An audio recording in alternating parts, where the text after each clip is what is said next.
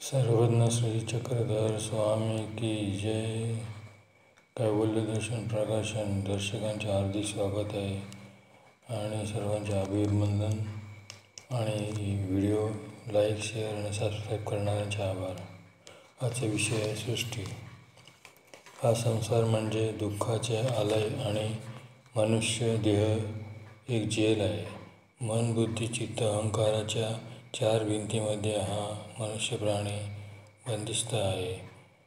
यातून सुटण्यासाठी ब्रह्मविद्या ज्ञानशक्तीची आवश्यकता आहे. त्यासाठी जीवाने ज्ञानाचे अर्जकत्व जोडले पाहिजे. माणसाचे प्रारब्ध त्याला जन्म मृत्यूच्या चक्रात फिरवीत असते.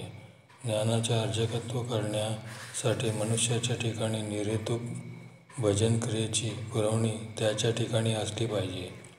आणि नेमकी हीच निष्कामता जीवाच्या ठायी फार दुर्लभ आहे. आणि उभयदृश्य ईश्वर अवताराच्या ठायी जर निष्काम भजनक्रिया जीवास घडली असेल तर उत्तम प्रेमाचा अधिकार निष्पन्न होऊन त्या जीवाचा निश्चितच जन्ममृत्यूच्या चक्रातून विनाशायास मुक्तता होऊ शकते.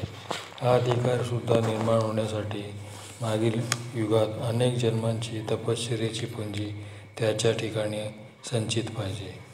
जागृतीत बेहोशीत मनुष्य संसाराची दीर्घ स्वप्न पाहत आयुष्य वाया घालवतो आणि अंतिम समय जवळ आल्यावर पश्चाताप करतो, आपले आयुष्य वाया गेले म्हणून. ज्ञानशक्तीचे कार्य बीजरूप न झाल्यास शब्दाच्या गैरसमजाने आणि प्रकृतीच्या गुणधर्माने जीवाचा भाव व्यभिचरतो. या व्यभिचारापासून वेगळे होण्यासाठी गुण आणि ईश्वराचे धर्म आणि ज्ञानशक्ती आत्मसात करून निष्काम कर्तव्य कर्म निरंतर सावध राहून करीत राहिले पाहिजे. आळस, आसक्ती, भय, क्रोध माणसाचे शत्रू आहेत. दंडवत प्रणाम.